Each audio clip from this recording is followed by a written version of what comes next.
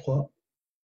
Donc, bonjour à toutes et à tous. Nous sommes donc sur le groupe LDC. Aujourd'hui, notre invité est Yann Hamel. Donc, Yann Hamel, vous êtes journaliste, vous êtes correspondant, en tout cas pour ce qui concerne la France, vous êtes correspondant à Genève du journal Le Point.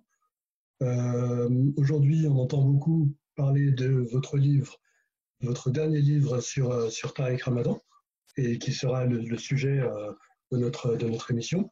Et j'en profite pour vous présenter un petit peu plus. Vous êtes né en 1950, vous avez écrit, j'ai dénombré une douzaine d'ouvrages, il y en a peut-être plus, j'en ai dénombré 12.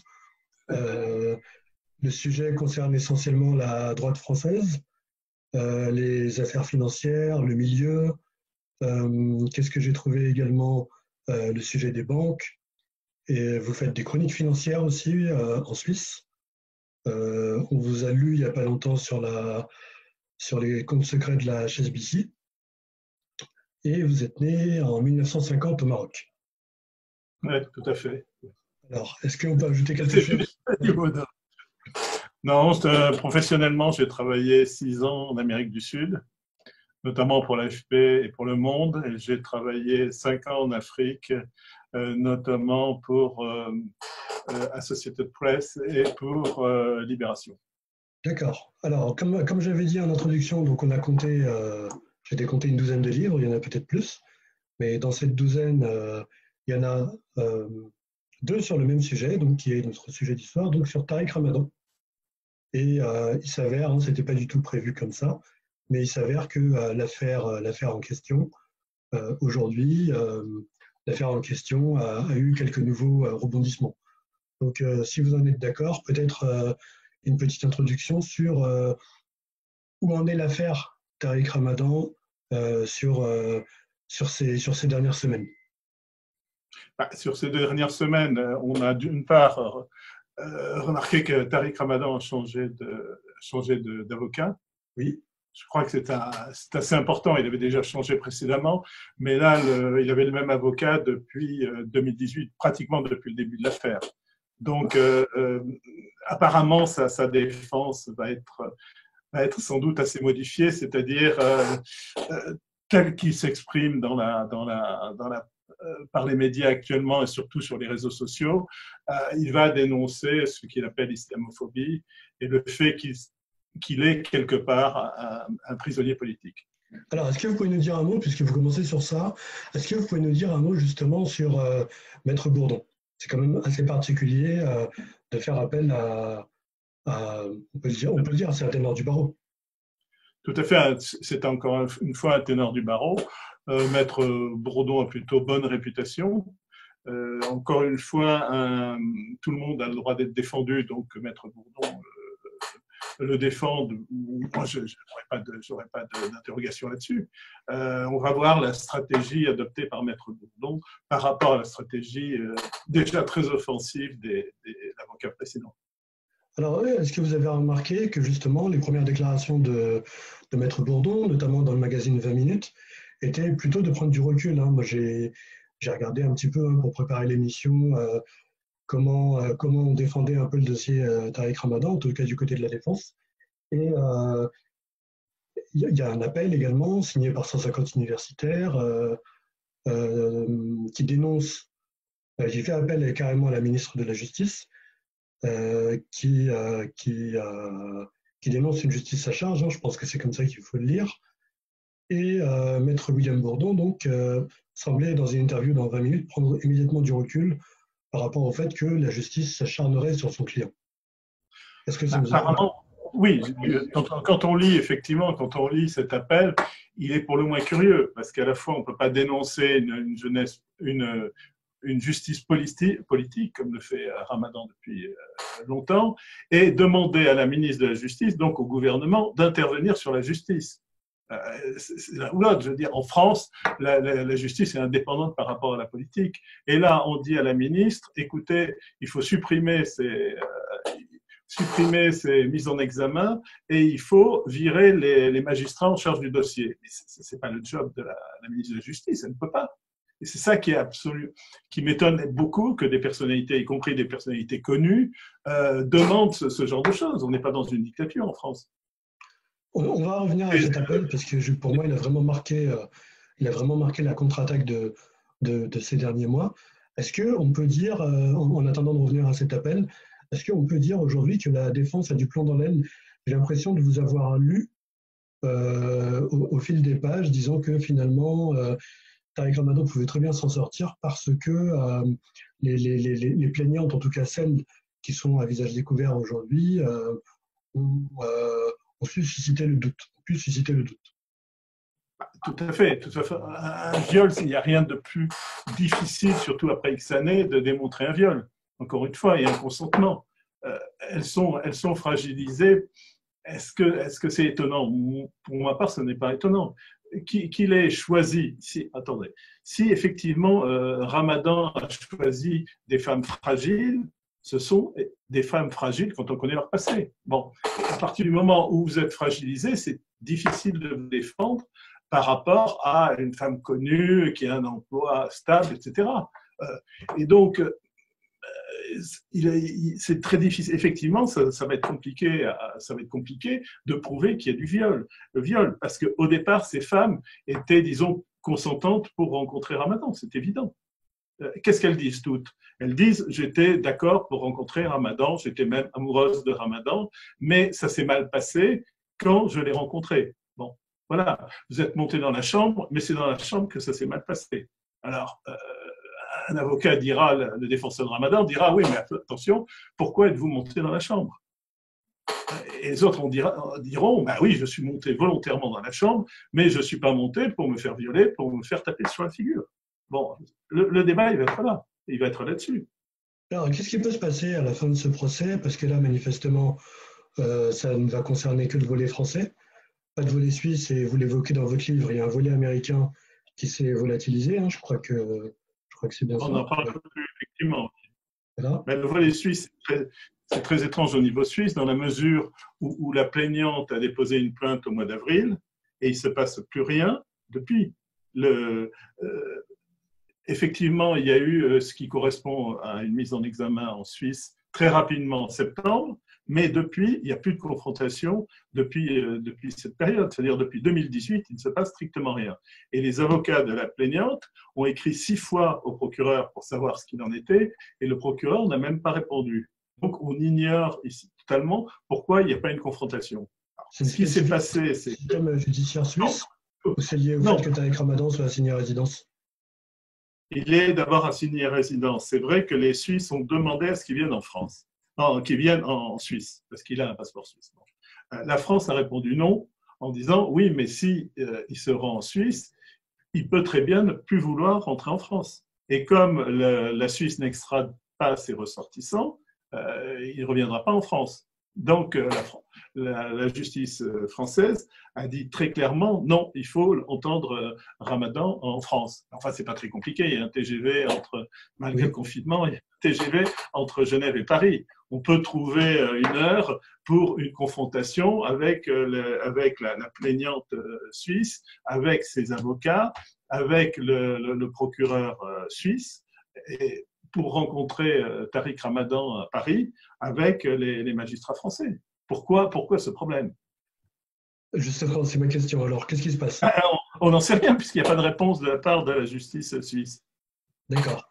Alors là, moi, ce qui a retenu mon attention, on l'avait évoqué à demi-mot là tout à l'heure, c'est cette fameuse pétition de soutien à Tariq Ramadan, signée par essentiellement des universitaires, relativement peu de Français, hein, je crois que je ne me trompe pas. On pourrait vous raconter, mais... Il y a combien, vous dites? Il y a une dizaine de Français et il y a trois Suisses. Alors qu'il est Suisse, il y a très peu de Suisses et très peu de Français. Donc ça, c'est assez marquant. Pardon, c'est assez marquant. C'est assez marquant l'absence de Français. Alors, on ne va pas détailler ici tout le texte, mais il y a quand même eu une grosse controverse sur les réseaux sociaux avec l'un des signataires, François Burga, qui a défrayé la chronique, hein, je pense qu'on peut le dire comme ça, en s'appuyant sur un propos d'Alain Soral, qui est un chroniqueur d'extrême droite, un polémiste d'extrême droite, je ne sais pas comment on peut les qualifier, mais en tout cas, il n'a pas vraiment d'accointance en principe dans ce milieu.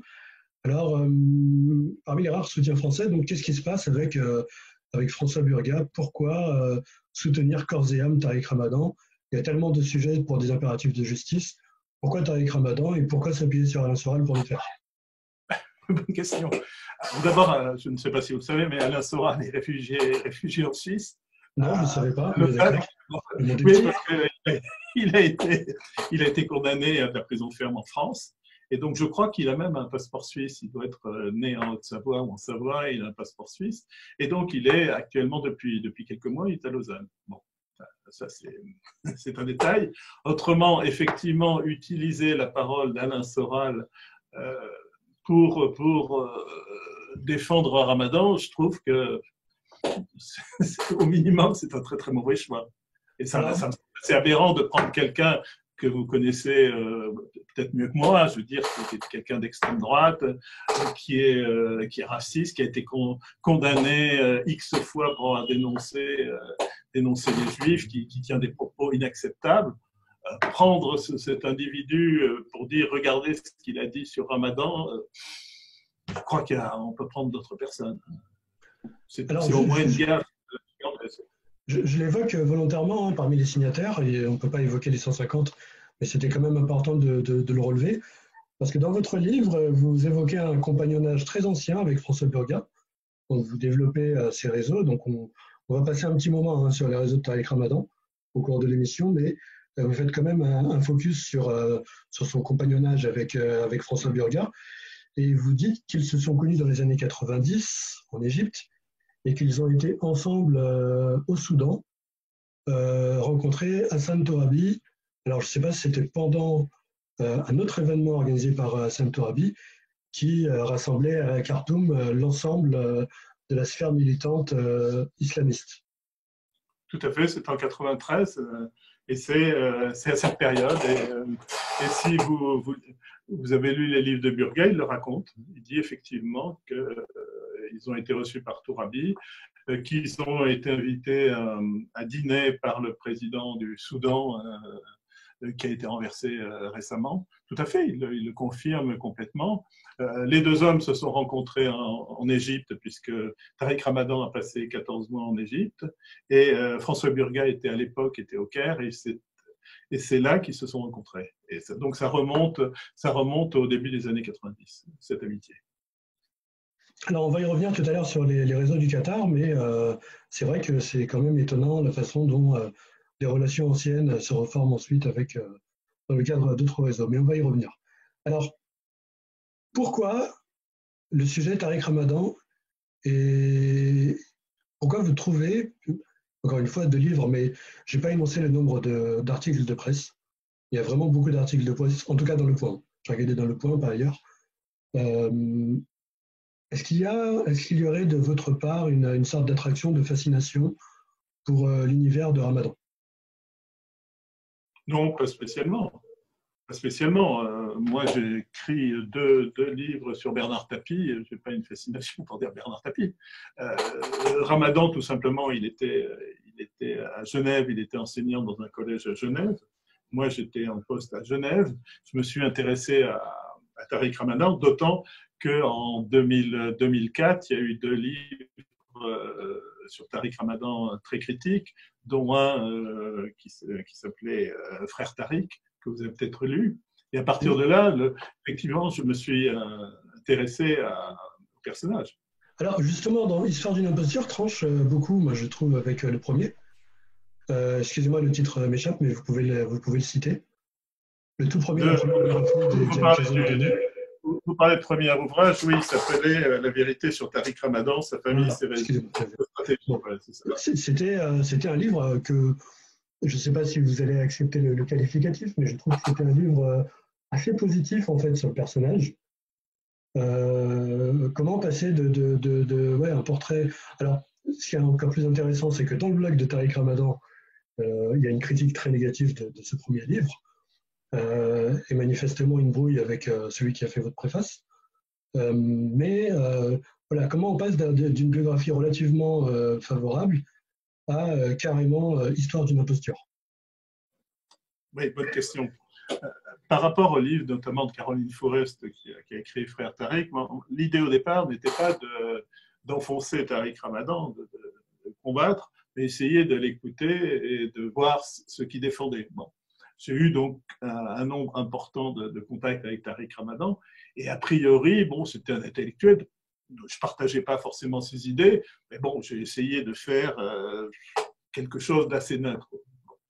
Et notamment, moi, ce qui m'a frappé, c'est à la sortie de ce livre, alors que je l'avais rencontré X fois, c'est de dire qu'il ne m'avait jamais vu, qu'il ne m'avait jamais rencontré, et que c'était en gros scandaleux ce que j'avais écrit.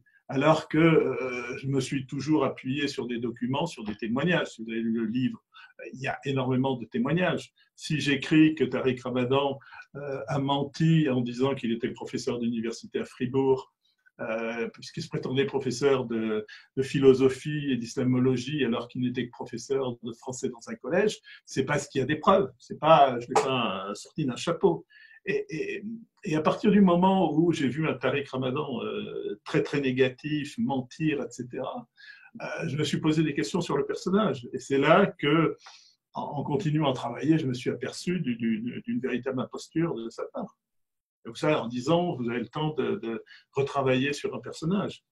Et là, il m'a paru beaucoup plus négatif qu'il ne m'était apparu au départ.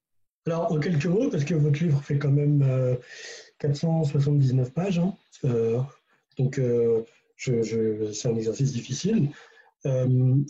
Qu'est-ce que vous reprochez à Tariq Ramadan, puisque, bon, histoire d'une imposture, on peut être imposteur de différentes manières. Qu'est-ce qu'on peut lui reprocher finalement? Moi, ce qui m'a fait changer d'avis, ce sont ses anciens proches, proches de Ramadan, c'est-à-dire des gens qui l'ont connu dans les années 90 et qui sont pratiquement tous fâchés, mais fâchés à mort avec Ramadan. Ce ne sont pas des gens qui ont simplement rompu, ce sont des gens qui disent qu'est-ce que c'est un tartuffe, il n'y croit pas, il n'y a que l'argent qui l'intéresse. Et là, il y a X personnes qui ont commencé à me le dire. Bon. Et après la sortie de ma publication de mon premier livre qui s'appelle La vérité sur Tariq Ramadan, il y a plusieurs femmes qui l'ont connu, qui ont pris contact avec moi. Pourquoi elles ont pris contact avec moi? Tout simplement parce que je ne suis pas islamophobe, je collabore à Ouma.com depuis plus de 15 ans. Et là, elles m'ont raconté exactement la même chose. Elles m'ont dit, en privé, c'est quelqu'un qu'on n'a jamais vu prier. C'est quelqu'un qui traite les musulmans de moutons. Voilà, c'est quelqu'un qui ne vous parle, il n'y a jamais de la spiritualité, à part parler de sexe, il ne fait que ça. Et quand vous avez 1, 2, 3, 4, 5 personnes qui vous disent ça, vous posez plus que des questions sur le personnage. En ajoutant ce que j'ai dit au départ, c'est que c'est une imposture au niveau professionnel. Et beaucoup de chercheurs, y compris Vincent Gesser, que vous avez cité, qui faisait la préface, il me dit que ce n'est même pas un intellectuel, ce n'est pas un islamologue. Alors, c'est intéressant justement de revenir sur les gens qui vous ont préfacé. Alors, effectivement, donc Vincent Gesser, qu'on a pu voir côte à côte avec lui dans des conférences, si jamais j'ai bien compris, à partir de cette préface, Ramadan a rompu les ponts avec lui. Et c'est intéressant pour nos éditeurs. Homero Maronghi vous a préfacé. Homero est un membre du groupe. Il a été très actif à une époque, mais il est très occupé par ses recherches. Et Homero est quelqu'un qui, très tôt, a connu ces réseaux, puisque je le cite parce que vous parlez des proches, mais Homero, c'était, je pense, dans les années 90, carrément le premier cercle. Alors, pardon, juste, il s'agit des proches suisses, des premiers proches, puisque Ramadan, rapidement, a quitté la Suisse pour venir en France. Enfin, il était, à partir de 1994, il a été très très peu actif en Suisse. Oui, on voit toutes les personnes qui l'ont aidé à prendre le TGV. Hein. J'ai cité Homero, mais en fait, il y en a plein d'autres, mais on va y revenir sur le réseau Ramadan, qui vont être la deuxième partie. Mais effectivement, cet aspect-là, moi, c'est quelque chose qui m'a vraiment marqué. Ils sont en général beaucoup plus critiques que moi.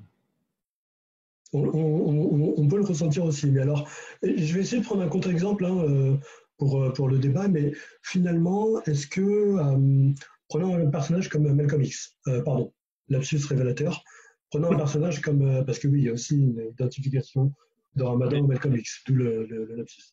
Mais non, en fait, son alter ego vers son adversaire, Martin Luther King, aujourd'hui, il est connu que ce pasteur, donc à la fois un religieux, à la fois un intellectuel, à la fois un activiste politique, avait une fréquentation assidue des prostituées.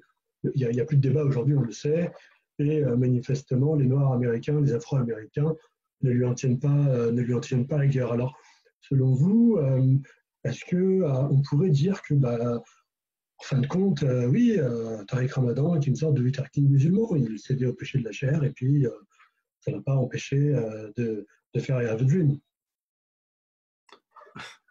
Écoutez, sa vie privée, je la connais depuis longtemps. J'ai jamais écrit un article sur sa vie privée avant les plaintes de 2017. Donc ça montre qu'il n'y a pas, quand Ramadan prétend qu'il y avait un complot, qu'on a essayé de le faire tomber. Moi, j'ai jamais écrit une ligne. Pourtant, j'ai rencontré une de ses maîtresses qui s'appelle Majda Bernoussi, qui est une Marocaine et une Belge, qui m'avait donné son manuscrit parce qu'elle souhaitait publier un manuscrit. Le premier article que j'ai fait, c'est un mois après les plaintes. Je ne l'ai pas fait en 2010, pourtant j'avais le manuscrit depuis 2010. Donc la vie privée de Ramadan, encore une fois, c'est une histoire privée.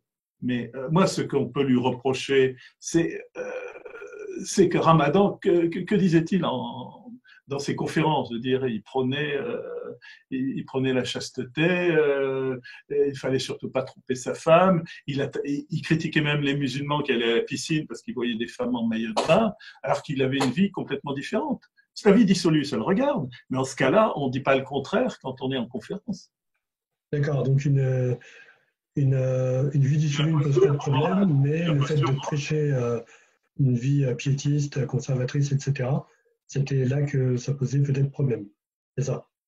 Bah, tout à fait. Dire DSK, ensuite DSK a une vie privée dissolue, mais il n'a jamais ennuyé les gens, il n'a jamais fait de conférence en parlant, en disant il ne faut pas tromper sa femme. Alors que Ramadan, c'était pire que ça. Moi, je me souviens, limite le contraire. Je me souviens des conférences, que j'ai assisté à des conférences de Ramadan. Il y avait un jeune couple musulman qui sont venus le voir, qui se tenaient par la main, un garçon et une fille. Et Ramadan, ils n'étaient pas mariés. Ramadan leur a dit, vous avez déjà franchi la ligne jaune, parce qu'ils se tenaient par la main. Bon. Avec le recul, écoutez, je suis désolé. Alors, c'est vrai que ça peut paraître incroyable. Ce qui est encore plus incroyable, c'est que votre livre est très documenté. Après, évidemment, personne ne peut se porter garant de la qualité des sources, mais quoi qu'il en soit, c'est quelque chose de très impressionnant. Il est très documenté à tout point de vue.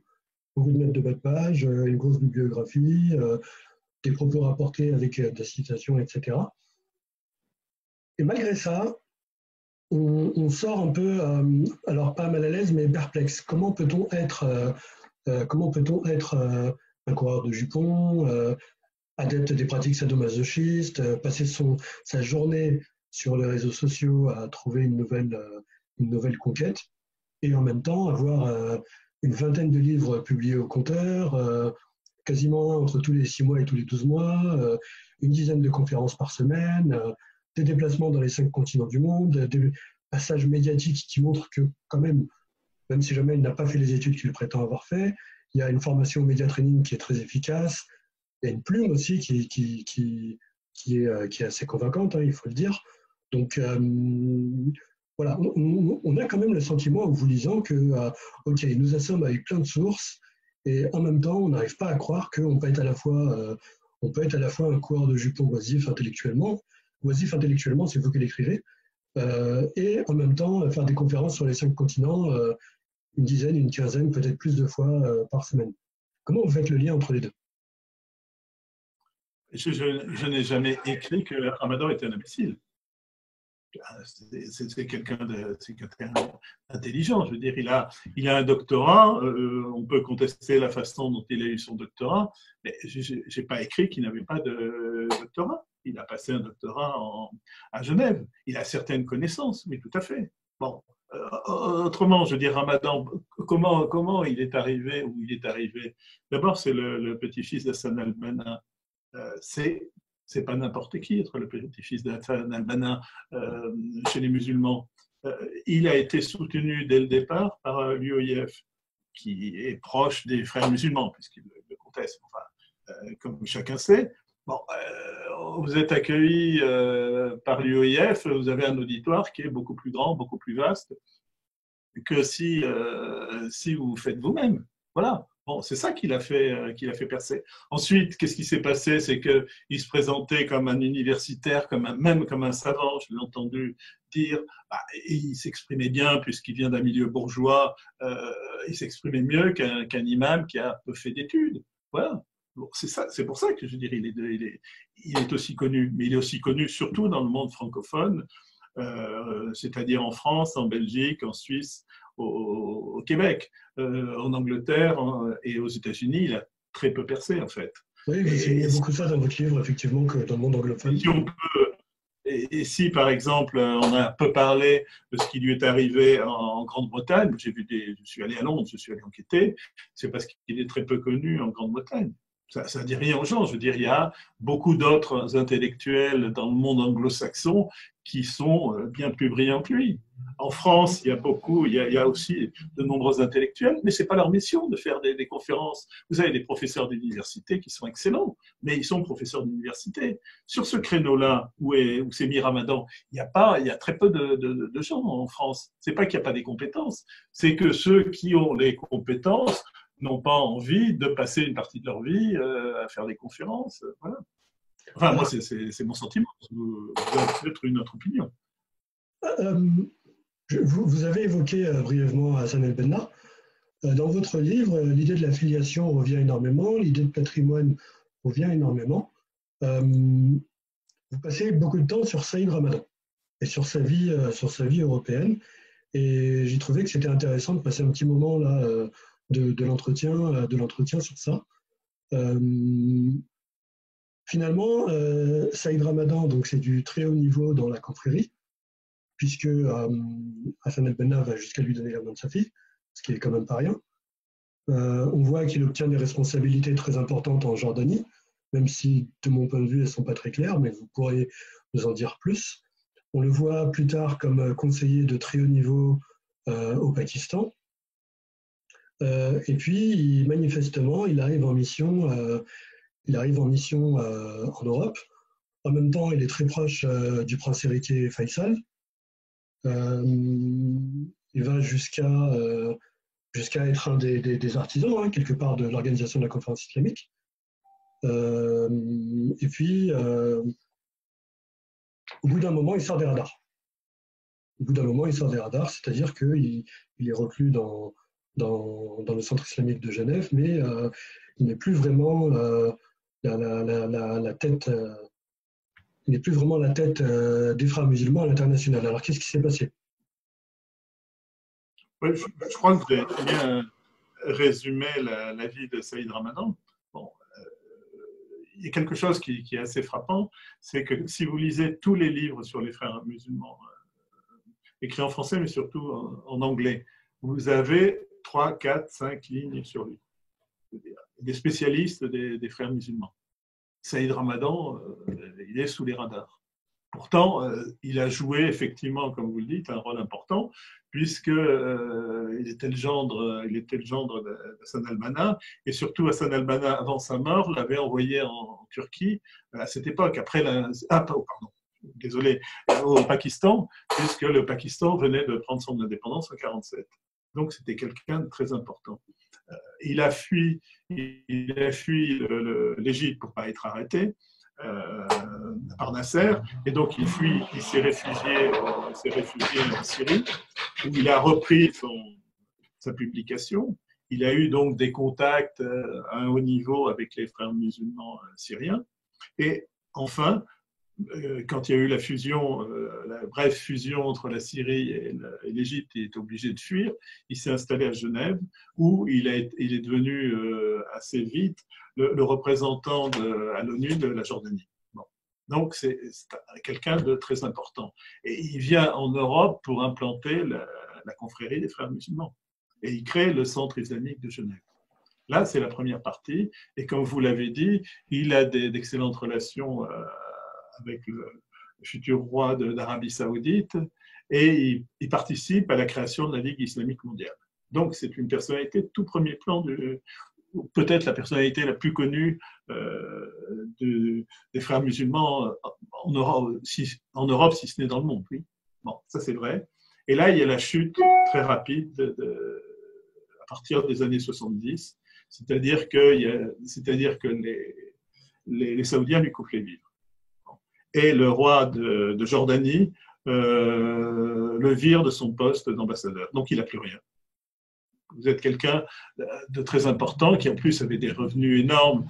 Il parle de 12 000 francs suisses dans les années 60. Je ne sais pas si vous voyez ce que ça doit représenter maintenant. Ça doit faire Déjà, avec les Français, j'ai du mal à imaginer les années 60. Qu'il avait, bon. Et il tombe complètement de son piédestal.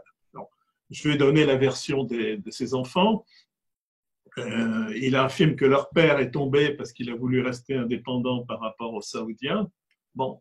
L'autre version, c'est qu'il avait une vie totalement dissolue et il a commencé à faire tâche.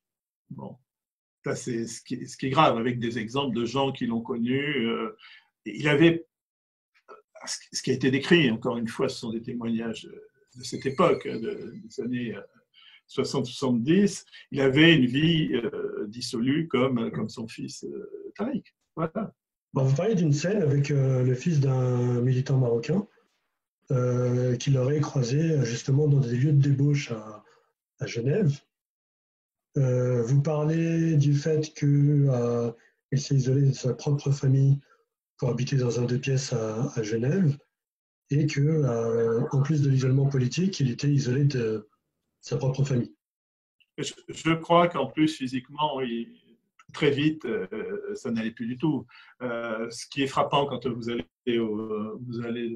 aux archives soit fédérales à Berne, vous allez aux archives à Genève, ces derniers écrits, ils datent de 1966 et il est mort en 1995, sachant qu'il était né en 26, c'est-à-dire qu'il a plus écrit quelque chose d'important en 1966 à 40 ans, quoi. Le reste de sa vie, il sortait pratiquement plus de chez lui.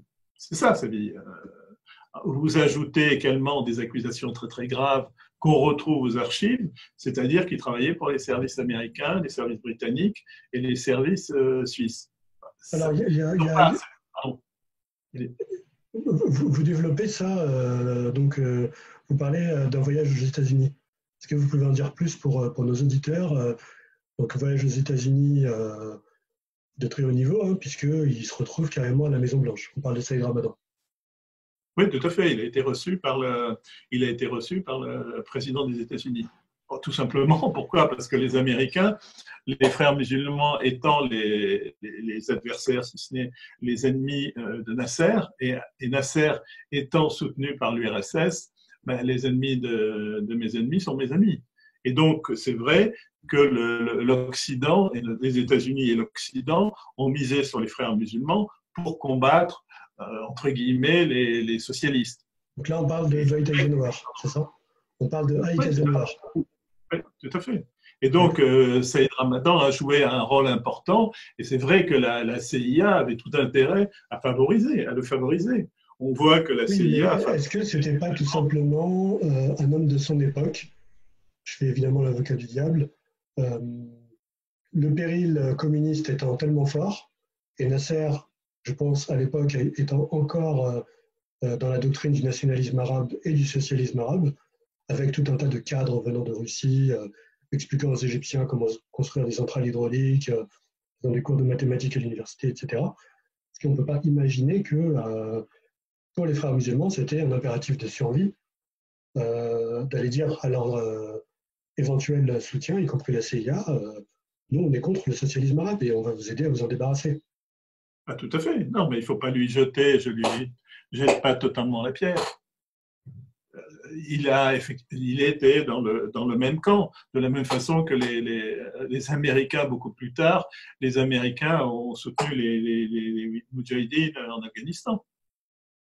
C'est vrai, je veux dire, c'était des alliés de circonstance.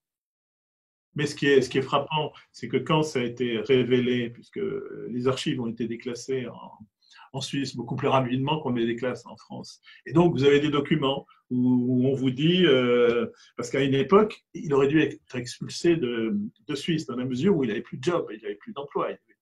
Et il y a des réunions où certains diplomates ou les policiers disent ah, mais attention, il faut l'expulser. En plus, il tient des propos antisémites, etc. Et puis, il y a d'autres, les services suisses, ils disent non, non, il faut le garder, il est très bien, il nous renseigne. Bon. Et quand ça a été révélé dans les années 2000, la famille Ramadan, encore une fois, aurait pu dire, écoutez, comme vous venez de l'expliquer, écoutez, bah, c'était une autre époque, effectivement, mon père a lutté contre les communistes, les Américains luttaient contre les communistes, les Occidentaux aussi, voilà ce qui s'est passé. Mais la famille Ramadan, chaque fois, c'est pas vrai, ce sont des mensonges, et puis voilà, c'est ça le problème aussi. C'est que les ramadans, vous n'avez pas d'explication sur des faits qui peuvent, tout peut se justifier dans la vie.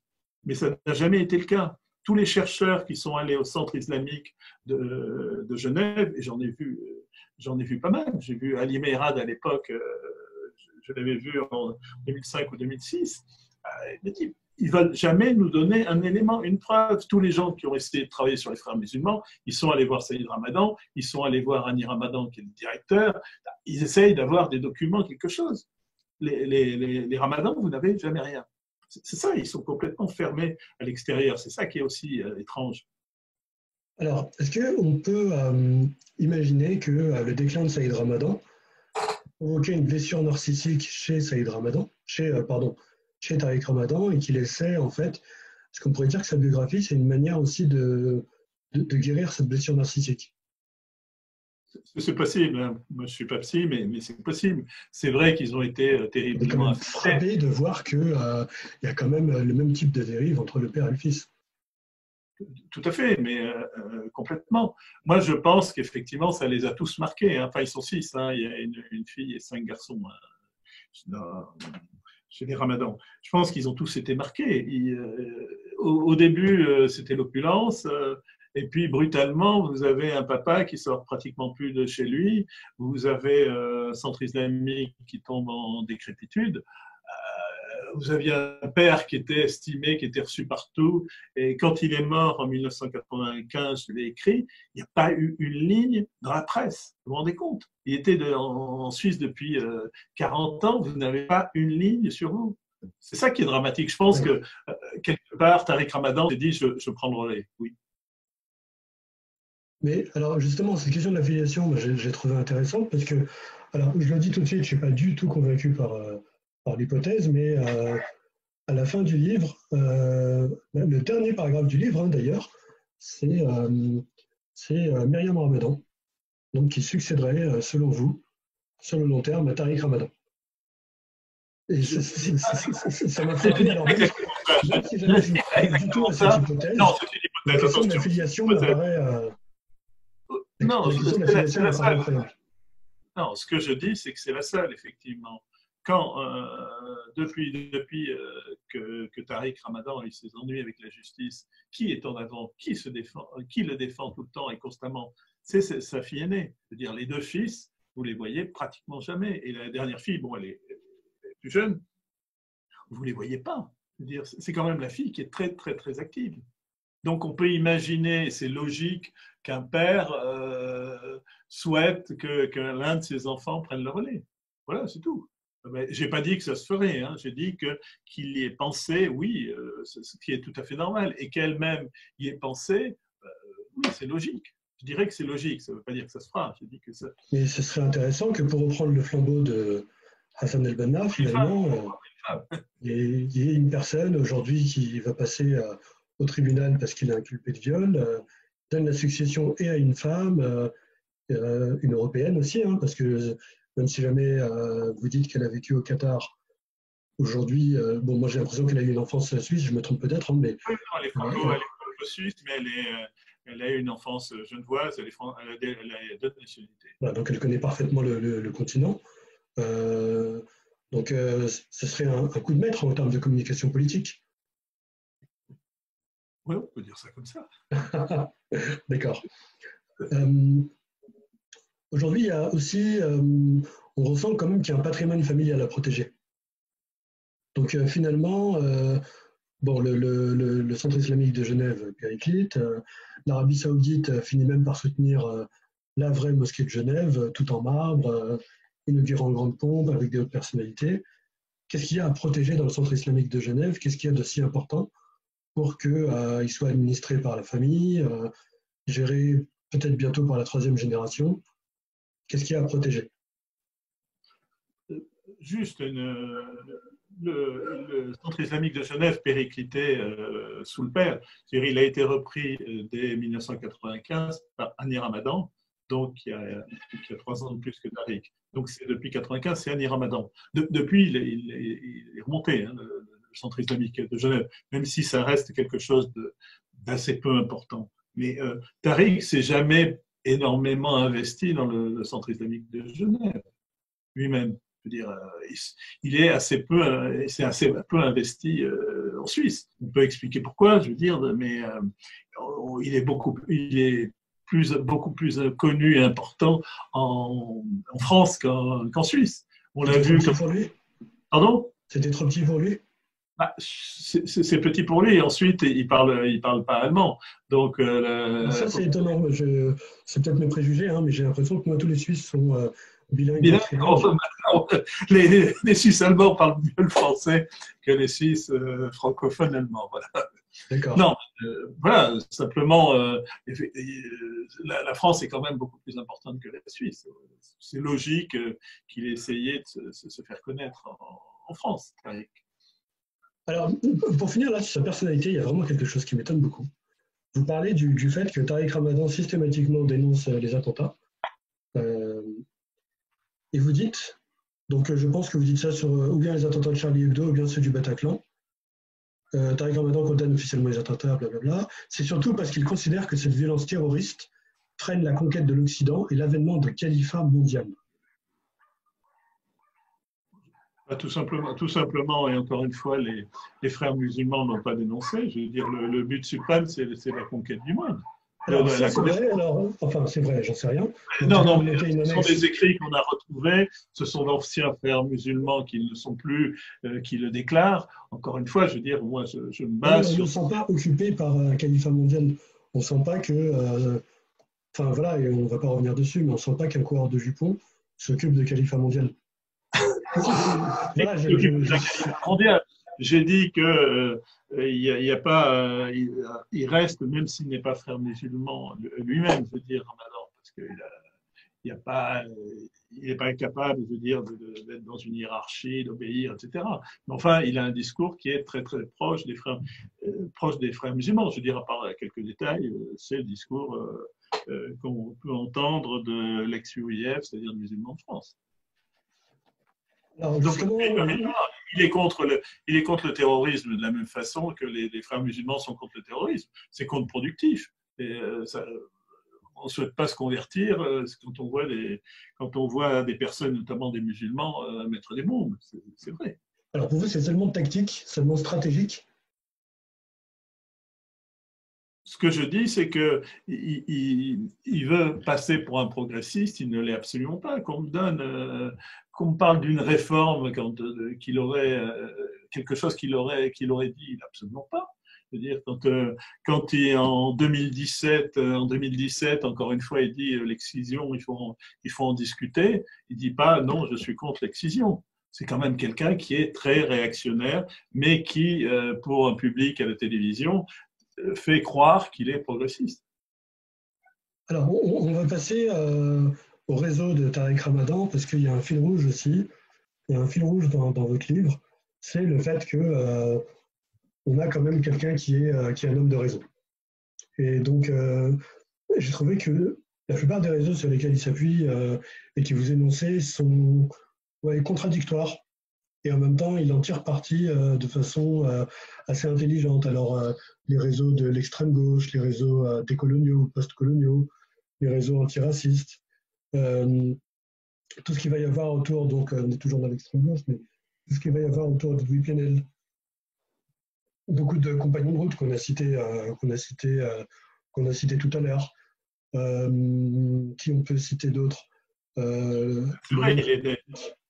diplomatique, chez qui il a écrit plusieurs fois, et dont le rédacteur en chef a écrit un livre d'entretien avec lui. Le Qatar, qui est une autre forme de réseau. Je ne suis pas sûr de tous les avoir cités. Tout ça ne fait pas sens, évidemment. en tout cas, il n'y a pas d'unité entre tous ces réseaux, mais vous exposez, hein, finalement une personne qui a une capacité de networking. Correct. Ah, tout à fait. Moi, je veux dire, il connaît les codes. Je veux dire, c'est un bourgeois.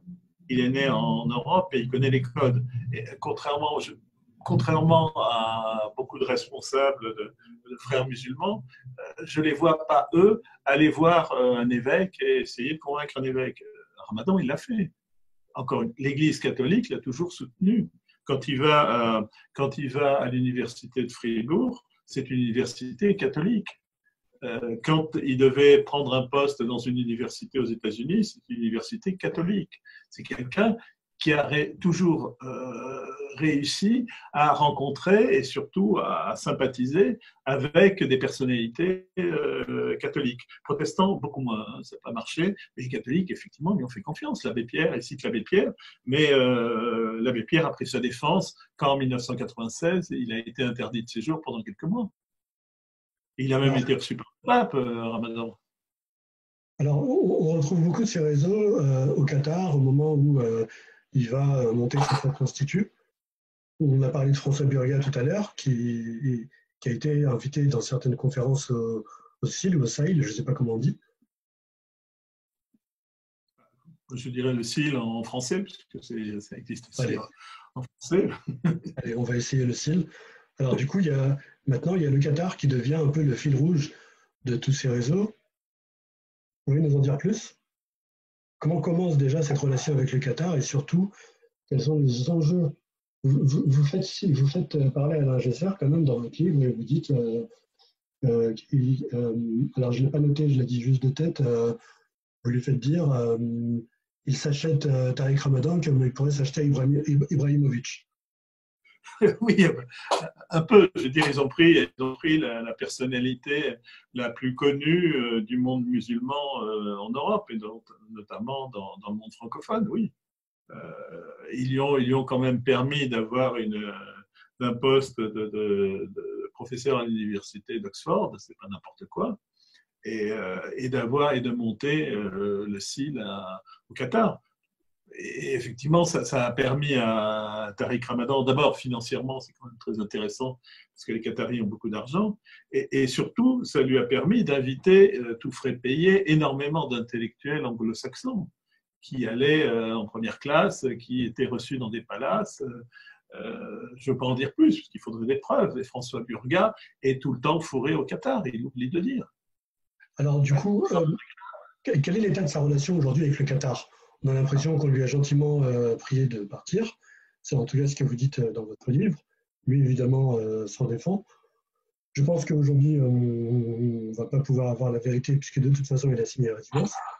Vous dites qu'il s'en défend. Dans son livre, si vous avez lu son livre Devoir de vérité, à la fin, il critique ouvertement le Qatar. D'accord, mais il y a encore, et donc il n'a plus d'intérêt au Qatar aujourd'hui. Écoutez, je l'ignore. Hein. Simplement, si vous allez sur le site du CIL, on a retiré son nom complètement. Il n'est plus le directeur et surtout, on a retiré son nom, les photos le montrant quant à l'inauguration du CIL. Ça montre qu'il n'est plus en odeur on va dire, de sainteté dans l'Émirat. Donc il est définitivement grillé au Qatar. Définitivement, j'en sais rien. Non, honnêtement, j'en sais rien. Il est possible qu'il ait encore des soutiens de famille qatari, mais officiellement, son image n'est pas bonne. On le comprend. Donc le Qatar ne va pas dire c'est notre porte-parole, c'est évident. Ce qui ne veut pas dire que certaines personnalités du Qatar ne le soutiennent pas toujours. D'ailleurs, comment peut-il payer simplement ses avocats alors qu'il a affirmé gagner 4 800 € par mois. Je peux vous dire combien vous avez cité les avocats, combien ils prennent de l'heure. Alors, Maître Bourdeau, il a combien? Il a combien du temps? Je ne sais pas. Non, mais écoutez, il a 2 avocats à Genève. Rien qu'à Genève, ce sont des gens qui vous prennent entre 600 et 1000 francs suisses de l'heure. Vous ne les payez pas avec une paye de prof. S'ils touchent toujours sa paye de prof, parce qu'à Oxford, c'est compliqué. Ils ne vous répondent pas quand vous demandez s'ils le payent toujours. puisqu'il ne peut plus donner ses cours depuis 2017. De D'accord. quoi il vit. Voilà. Et du coup, donc le Qatar, ça nous oblige aussi à poser la question du Cheikh Qaradawi. Aujourd'hui, est-ce qu'il a toujours son soutien? Le cher Kardawi, bon, il est très vieux, il doit avoir, ou il aura 93 ans, je crois, cette année. Alors, on le voit pratiquement plus, le cher Kardawi, il ne s'exprime plus. Lui-même ne s'est pas exprimé, ne s'est jamais exprimé sur Tariq Ramadan, à ma connaissance. Il n'intervient plus sur Al Jazeera, Kardawi. D'accord. Donc en fait, est-ce qu'on peut dire, pour aller plus vite, que tous les réseaux que vous énoncez dans votre ouvrage ne le soutiennent plus? Je dirais que les gens ont pris du recul. Encore une fois, si vous avez lu mon livre, bon, moi j'ai vu longuement Plenel. Plenel, il dit il est indéfendable. Et voilà, Plenel n'a plus écrit une ligne sur Tariq Ramadan. Les journalistes de Mediapart ont été particulièrement sévères avec Ramadan. Même s'il y a un site, même si le Mediapart accepte un blog écrit par les partisans de Ramadan. Est-ce que vous avez vu beaucoup de personnalités françaises soutenir maintenant Ramadan? Moi, j'en ai pas lu. À part Burga, qui est un peu connu, ou les indigènes de la République, même Musulmans de France l'a lâché. Et les sites, vous aviez des sites, certains comme Saphir.news, qui étaient des soutiens de Ramadan. À partir du moment où il y a eu ces affaires de mœurs, ils l'ont complètement lâché. Je ne parle pas d'Ouma qu'il a lâché, qu'il a dénoncé très vite. Oui, Ouma, c'est autre chose, mais je pense que vous le savez. Qu'est-ce que vous entendez par autre chose? Il n'y a jamais eu une entente, dès les années 90, l'entente entre Tariq Ramadan et Ouma était très mauvaise. Elle n'était pas très, à ma connaissance, elle n'était pas très mauvaise. Elle était, disons que je pense que je ne peux pas parler à leur place, mais je pense que ce n'était pas des soutiens très forts à la personnalité de Tariq Ramadan. Alors, il s'est passé deux choses, hein. Il y a eu une enquête de Xavier Ternissien qui a été reprise par Saïd Branin sur son site et qui n'a pas plu à Ramadan. Et la deuxième chose, donc ça c'était, là je vous parle du fin fond des années 90, donc ça a créé une mauvaise relation de départ avec eux. Et ensuite, dans le même moment, il y avait une relation entre le site Ouma.com et la revue Islam de France. Oui. Donc je fais exprès de vous en parler parce que vous citez Michel Hilal Renard dans votre livre, oui. Coopération donc, entre Saïd Branin et Hilal Renard. Et donc là aussi, ça n'a pas plu à Tariq Ramadan, qui a rencontré les membres de la revue Islam de France. Et à l'époque, ça n'a pas pris, hein, tout simplement. Et 10 minutes de Google permettront de savoir pourquoi. Il y a eu un article de Laïla Babès et aussi Michel Hilal Renard pour dénoncer le fait que Tariq Ramadan n'était pas un réformateur. Voilà, ça c'est l'histoire du fond des années 90. Mais c'était... Théologie, c'est intéressant, tout à fait. Non, je suis au courant. Notamment quand ils ont publié dans l'Islam de France les 50 propositions des. Ah oui, il y avait ça aussi. Oui, tout à fait. Ça. Et en rappelant que dans sa thèse universitaire, Tariq Ramadan les oublie, ce qui est quand même assez extraordinaire. Oui. Il fait une thèse sur son grand-père et il oublie les 50 propositions et il oublie tout ce qui est critiquable. Ah oui, effectivement, ça m'a. Il y a une fâcherie avec Michel Renard qui était très très ancienne. Avec Saïd Branin, je veux dire, moi, ce qui l'avait choqué tout simplement, c'est que quand je publie mon premier livre, La vérité sur Tariq Ramadan, j'avais fait, y compris dans Ouma, des interviews de Tariq Ramadan. Et qu'est-ce qu'a dit Tariq Ramadan pour descendre mon livre? Il a dit qu'il ne m'avait jamais vu, qu'il ne m'avait jamais rencontré. Ce qui a quand même choqué Ouma, dans la mesure où j'avais fait des interviews de Tariq sur le site. D'accord. Bon, c'est intéressant. Alors, on revient en 2007. Là, vous parlez de sa rencontre avec Sarkozy. Et vous dites que avant cette émission qui a été complètement catastrophique, hein, en général, il a des émissions qui sont très bien préparées. Hein, on voit que c'est quelqu'un qui est habitué au média training.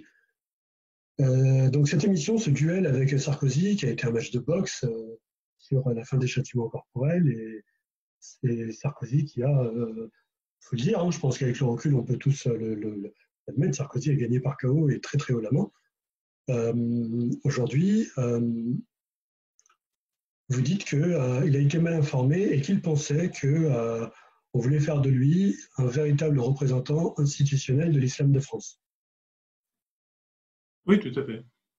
Non, Donc il s'est fait ça avoir. ça venait des réseaux sarkozystes. Vous pensez qu'il avait été intoxiqué par les réseaux sarkozystes? Et quelqu'un que je ne peux pas citer, mais effectivement, il avait prévenu Ramadan en lui disant attention, tu vas te faire avoir, n'y va pas à ce débat, refuse-le. Et Tariq Ramadan ne l'a pas cru.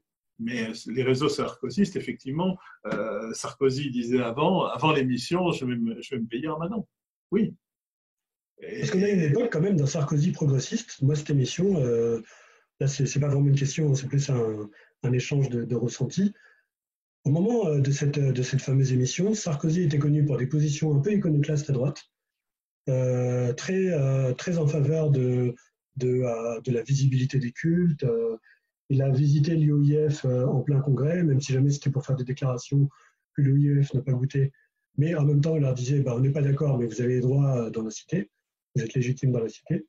Donc il y a eu un certain discours d'ouverture, hein. C'était bien avant, en fait, son tournant sur l'identité nationale, à la fin de la campagne présidentielle. À ce moment-là, on sent un Sarkozy qui est plutôt progressiste, hein, sur les musulmans de France. Oui, tout à fait. Non, non, complètement. Complètement. Moi, je partage ce que vous dites. Et effectivement, il a pu croire que Sarkozy, il allait. Alors qu'il n'y avait pas de personnalité aussi connue parmi les musulmans français. Tariq Ramadan, même s'il est suisse, a pu se dire oui, il va m'introniser comme le porte-parole, disons, des musulmans francophones. Et il a dû croire cela, oui. C'est pour ça qu'il y est allé très optimiste à cette émission. Il ne s'attendait pas du tout à se faire descendre comme il s'est fait descendre. Alors, je prends cet événement parce qu'il est vraiment marquant médiatiquement. J'ai l'impression que vous adhérez vous-même à cette thèse. Hein. Plusieurs fois, vous dites que certains hauts fonctionnaires, voire certains responsables politiques, veulent faire de lui un représentant de l'islam de France. Oui, tout à fait. Tout à fait, parce qu'il est beaucoup plus visible, parce que Ramadan tient un discours. Encore une fois, ce que j'ai dit, c'est qu'il vient d'un milieu bourgeois, qui n'est pas un défaut. Il connaît les codes et il est à l'aise avec ces gens-là. Il leur tient un discours que ces gens qui soient de droite ou de gauche, socialistes ou de droite, comprennent. Ils se disent, ce type il est raisonnable. On peut dialoguer avec lui. Comme l'Église catholique, qui a sans doute beaucoup de mal à rencontrer des musulmans. C'est des deux côtés. Hein. C'est parce que les catholiques comme les musulmans ne savent pas forcément dialoguer. Tandis que Ramadan est très à l'aise pour dire bah, écoutez, moi je suis européen, il n'y a pas de problème, le vivre ensemble. Et donc, il parle bien, il est intelligent.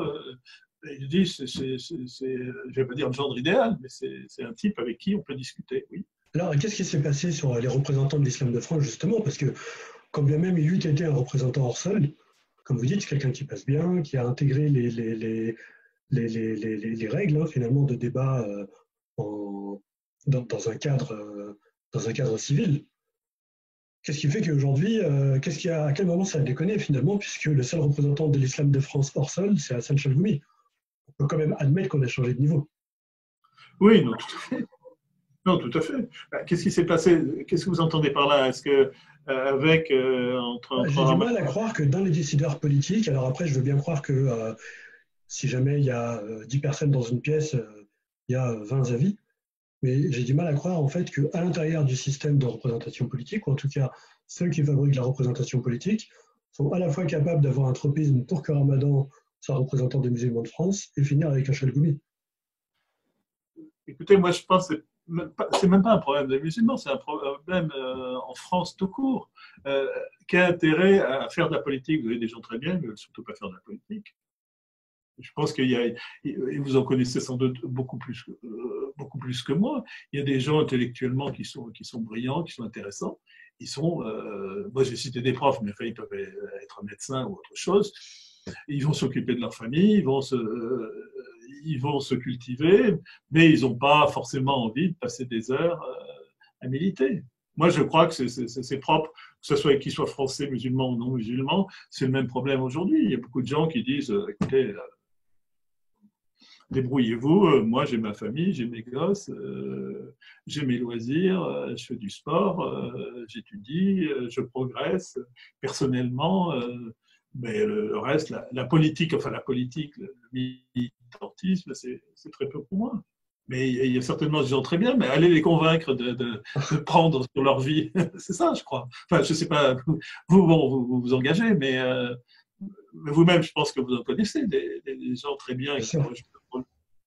Et ils ont pas envie, ils ont autre chose dans leur vie, non? Oui, je pense que c'est juste. enfin, je me trompe peut-être, mais j'ai plutôt l'impression que c'est ça, qu'ils soient musulmans, qu'ils soient pas musulmans. C'est un découragement. Regardez aux États-Unis pourquoi on a un Trump, et pourquoi son adversaire démocrate est aussi médiocre, parce que les gens qui ont un haut potentiel, ils veulent surtout pas faire de la politique. Alors, on va continuer là sur cette question des réseaux parce qu'elle m'a beaucoup intéressé. Aujourd'hui, si jamais il y a une issue favorable pour le procès de Tariq Ramadan, est-ce qu'il va parvenir à réactiver ces réseaux? Est-ce qu'il va parvenir dans la nébuleuse FM, au Qatar, parmi la gauche, les décoloniaux, ces réseaux en Suisse que vous évoquez, ces réseaux à l'intérieur des gouvernements, puisque vous en parlez? Est-ce que c'est possible? Est-ce que Tariq Ramadan peut revenir? Je pense qu'il aura malgré tout écoutez, encore une fois, il est présumé innocent. Hein.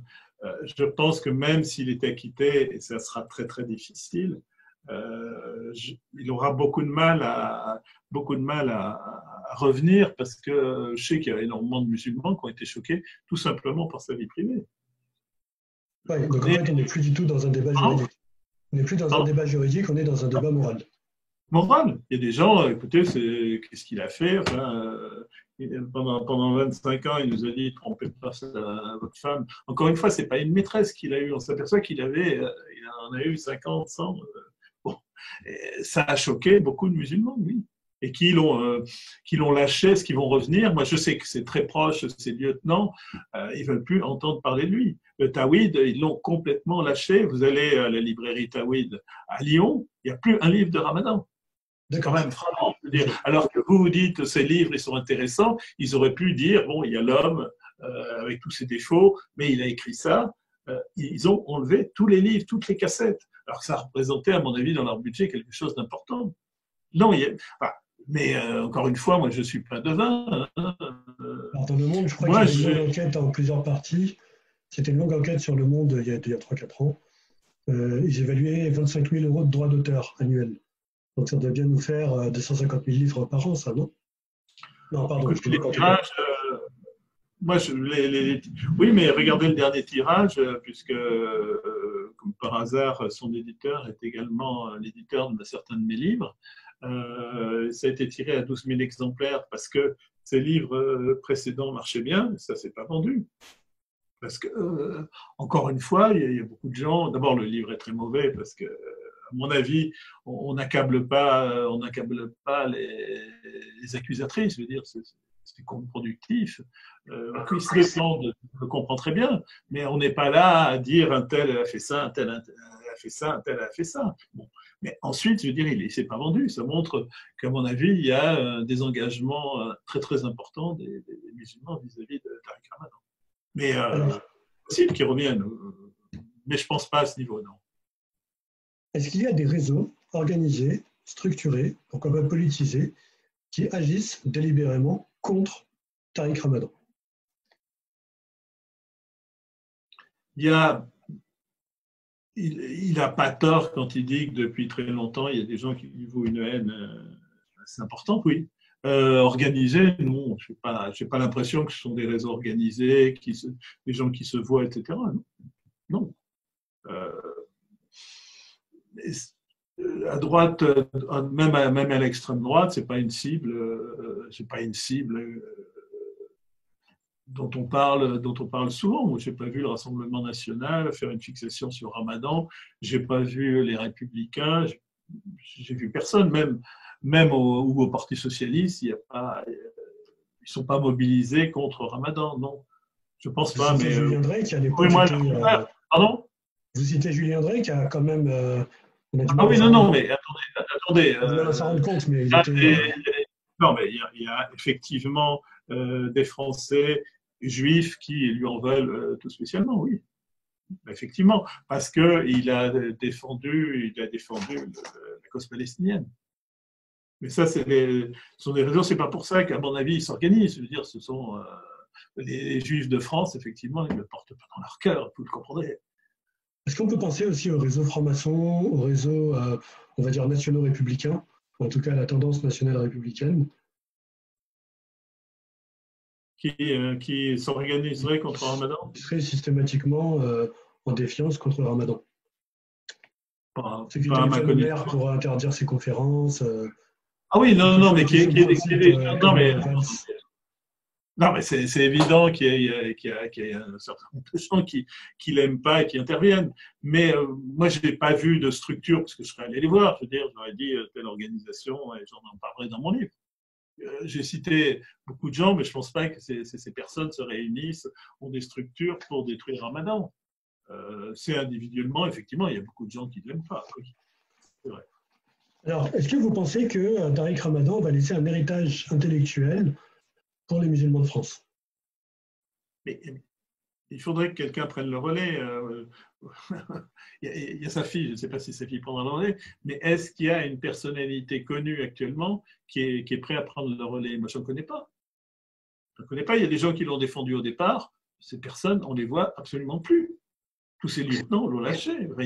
Avez-vous vu une personne qui veuille défendre Ramadan maintenant? Et vous avez vu cette pétition, elle est soutenue par les anglo-saxons, par les américains, par les canadiens, par les britanniques. Il n'y a pas de Français qui soutiennent véritablement Ramadan et qui veulent que son savoir, que ses idées se perpétuent. Non. Je pense à Polanski, par exemple. Quand on dit souvent il faut distinguer le personnage de son œuvre, est-ce que quelqu'un qui a écrit une vingtaine de livres, qui a été le premier à écrire en français sur l'islam de France, qui a été le premier à les écrire en tout cas dans un style intellectuel, parce que c'est ça, là, quand Tariq Ramadan commence à écrire des livres en France, il n'y a absolument personne qui est capable de prendre la parole, comme lui.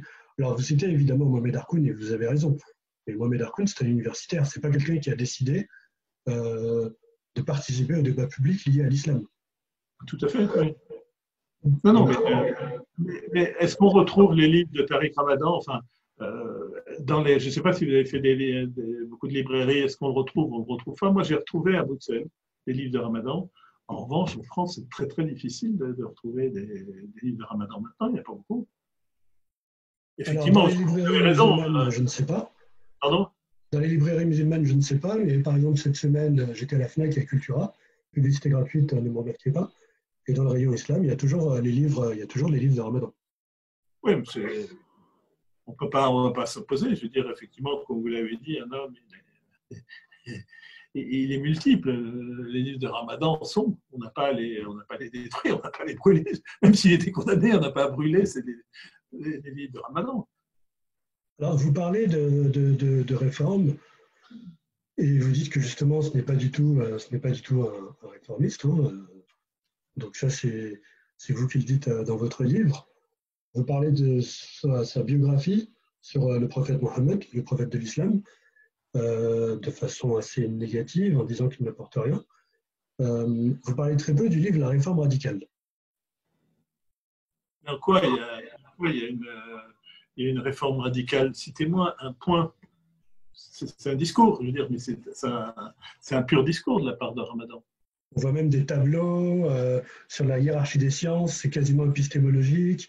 Il fait une application sur la viande halal en disant que finalement, ce n'est pas la façon dont la bête est sacrifiée, mais plutôt le respect de l'environnement. Donc, il transforme une certaine vision du fiqh. Il va l'appliquer aux droits des minorités. Il parle de l'intégration des hommes de science dans les conclaves religieux pour prendre des décisions. Non, mais tout n'est pas jeté dans ce qu'a écrit Ramadan. Enfin, je n'ai jamais dit que tout était à jeter. Non, vous parlez de livres difficiles à lire et intellectuellement. Non, c'est vrai qu'il prendre difficilement. Moi, ce que je constate, et ce qui est assez étonnant de sa part, y compris son livre sur le prophète, c'est qu'il n'y a pas, il y a pratiquement aucune référence, il n'y a pratiquement aucune bas de page. Il habitait et il vivait pas au temps du prophète. Comment il le sait? Alors, en général, vous écrivez un livre, c'est que vous avez des sources. Or, vous trouvez pratiquement jamais de sources dans son livre. Et au départ, vous lisez les premières lignes de ce livre, il vous dit qu'Adam est un prophète. Attention, je suis. En ce cas-là, je veux dire, en tant que professeur d'université, vous ne pouvez pas le dire. Parce que si vous êtes musulman, vous pouvez le dire en tant que professeur. Oui, je pense que celui-là, pour le coup, c'est vraiment un livre apologétique. Je ne pense pas qu'il l'écrit oui, en plus, il n'est pas spécialement intéressant. Je veux dire, moi, j'ai rien appris. Je ne suis surtout pas un spécialiste, je ne suis pas un spécialiste, mais j'ai lu des livres beaucoup plus complets sur la vie du prophète. Et pourtant, c'est le livre qui a le mieux marché. C'est normal, il coûte 5 euros. Non, mais voilà, quoi, les autres, ils en coûtent 25.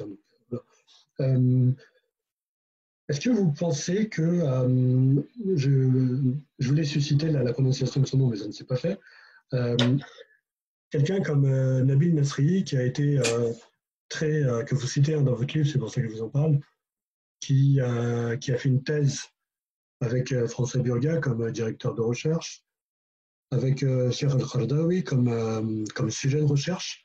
Donc c'est la diplomatie religieuse du Qatar, c'est ça. Thèse à Sciences Po Aix-en-Provence. Et donc là, on a tout cité. On a cité Qaradawi, Burga, Nasri, Qatar, Ramadan. Enfin, on n'a pas cité Ramadan, mais on pense automatiquement à Ramadan. Oui. Je ne suis pas convaincu que Nasri soit un grand ami de Tariq Ramadan. Il est militant, mais je crois qu'il a clairement pris position par rapport à Ramadan en tant qu'individu. En revanche, est-ce que dans la sphère musulmane militante, c'est pas un candidat justement à la reprise de flambeau, non pas de ce que va laisser comme héritage ce personnage, mais en termes de praxis. L'héritage, pas un héritage intellectuel, mais un héritage en termes de praxis. Le problème, et encore une fois, c'est pas méchant de ma part, il n'a pas le charisme de Ramadan. Je veux dire, il ne percera pas. Et en plus, il est quand même complètement lié au Qatar. Alors que Tariq Ramadan n'apparaissait pas, même s'il était lié au Qatar, il n'apparaissait pas pour les musulmans comme une créature du Qatar. Malheureusement, personne dont on parlait, c'est une créature du Qatar. Je veux dire. Et de quoi vit-il, je veux dire, si ce n'est du Qatar? Alors, pour finir, une question qui va peut-être vous faire rire ou pas. Peut-on être musulman européen? Bien évidemment. Bien évidemment. Vous savez à quoi je fais référence? C'est être musulman européen, c'est un livre de Tariq Ramadan. C'est le premier livre, ouais, effectivement, qui a marché de Tariq Ramadan. Mais ça grande. Attendez, on va presque dire à la fin. Il est quand même le premier à en parler. Je veux dire, moi, ce qui est quand même triste intellectuellement, c'est que l'UOIF n'était pas capable de dire aux musulmans qui vivent en France, il y en a quand même plusieurs millions, bah oui, on peut être musulman et européen. C'est ça qui est assez incroyable. Vous avez quelqu'un qui arrive et qui dit bah oui, on peut être musulman. Qu'il ait rendu la fierté aux jeunes musulmans, oui, tout à fait. Il a tenu un discours qui a un côté positif au départ, c'est vrai. Et je ne nie pas, tout à fait. Et surtout, il n'y avait personne d'autre, alors qu'il y a quand même des organisations structurées, notamment en France. Elles auraient pu, quelque part, dire bah non, vous n'allez pas rentrer, vous savez très bien que, bah oui, vous allez vivre ici, vous n'allez pas rentrer comme le pensaient vos parents, surtout maintenant vos grands-parents à l'époque. Maintenant, vous allez vous installer, et comment on fait quand on est musulman et qu'on est minoritaire dans un pays européen pour vivre correctement? Donc c'est ça qu'on va retenir finalement, c'est le premier discours sur une citoyenneté musulmane en Europe. Écoutez, moi, j'ai eu la chance d'être invité au Conseil européen de la fatwa. Bon, le Conseil européen de la fatwa, même s'il y a Kardaoui, on ne va pas jeter tout ce que fait le Conseil européen. On peut dénoncer Kardaoui pour certains de ses propos. Mais qu'est-ce que fait le Conseil européen de la fatwa, par exemple? Il dit, bon, vous avez des questions, vous avez des musulmans qui disent, écoutez, quand je ne suis pas là, est-ce que ma femme elle a le droit d'ouvrir au facteur? Ça vous semble idiot, mais et on vous répond, on donne des réponses à des musulmans qui se posent ce genre de questions. Il y a des gens qui se posent ces questions. Et c'est pas essayer d'adapter ou dire comment je fais pour m'acheter une maison parce que le prêt ne peut pas. On vous dit, ben non, peut-être c'est possible pour acheter votre voiture. Effectivement, vous allez faire un prêt parce que c'est très difficile d'avoir l'argent cash pour acheter une voiture. Ces efforts-là, c'est important, c'est indispensable. Entendu. Non, très, très bien. Ah si, mais justement, non, moi je pense que Tariq Ramadan, aujourd'hui, je l'ai écrit, j'ai fait un article sur ça, c'est pour sortir un peu par le haut, et je crois d'ailleurs que je voulais partager pour préparer l'entretien, sur coupable ou pas coupable, parce que je pense qu'on ne sort pas de ces débats, c'est est-ce qu'il y a un héritage intellectuel? Et d'une part, je pense que si jamais héritage intellectuel il y a, de toute façon, il a largement été dépassé, parce qu'aujourd'hui, mes enfants sont la 3e génération de musulmans français, donc c'est des questions en fait qu'on se pose plus. Et moi, je suis quelqu'un de récent, donc il y en a qui ont des enfants de 4e, 5e génération. Donc, ce sont des questions dépassées. Et simplement, il a marqué en fait la chronique parce que à l'époque, en fait, les dirigeants de l'islam de France parlaient avec un accent, n'étaient pas habitués aux us et coutumes du débat intellectuel. Ne pouvait pas défier un universitaire.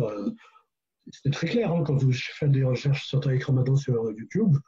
Les recherches, vous tombez automatiquement sur Tariq Ramadan se fait tout le plateau, il les défonce tous. Enfin, voilà, il y a de la narcissisation en fait. C'est ça qu'il a apporté à toute une génération. Et ensuite, les choses positives qu'il a pu apporter, de mon point de vue, aujourd'hui, comme elles sont dépassées, la question de la réforme, par exemple, puisque vous avez été préfacé par Omer Marangui, la réforme dont il parle, c'est une réforme de l'orthodoxie, mais tout en restant dans le cadre de l'orthodoxie. Mais en fait, c'est une remise en question qui est jurisprudentielle. En fait, c'est pas une remise en question qui va concerner les fondements et la lecture des fondements. Donc ça, effectivement, c'était intéressant il y a 20 ans, ça l'est plus aujourd'hui. Donc voilà. Bon, là, on est plus dans l'échange que dans l'interview, mais c'est. Oui, non, tout à fait. Tout à fait. Ce qui restera de Ramadan, il faudrait, je ne dis pas un bouquin, non, mais il faudrait au moins un grand article là-dessus. Quel que soit le résultat du procès qui aura lieu, je ne sais pas moi, en 21 ou en 22, hein, il ne faut pas se faire d'illusions, ça va pas être dans quelques semaines. Hein. Il n'y a pas une convocation au tribunal au mois de juin? Oui, mais là, il y a une convocation, c'est pour de la diffamation. Il va être inculpé pour diffamation. Qu'est-ce qu'il va être condamné ou à des dommages et intérêts ou à du sursis? Mais c'est complètement secondaire par rapport au viol. En effet, en effet. Alors, Monsieur Hamel, merci d'avoir répondu à mes questions. On espère peut-être, pourquoi pas, vous retrouver bientôt autour d'un autre débat. Donc, je le rappelle pour nos auditeurs, téléspectateurs, vous êtes journaliste, vous êtes l'auteur de Tariq Ramadan, Histoire d'une imposture. Vous êtes pour ce livre chez les éditions Flammarion et vous pourrez le trouver dans toutes les bonnes Fnac et Cultura, comme je les ai cités tout à l'heure. Donc, les librairies sont ouvertes. Voilà, les librairies ont ouvert, donc on en profite. Ce n'est pas le cadre de l'émission, mais retournez chez vos libraires et donnez-leur un peu une chance. C'est quelque chose de vraiment très important. Voilà. Merci. Merci. À très bientôt. Bonne soirée. Au revoir. Merci. Ouais. Ferme, je suppose.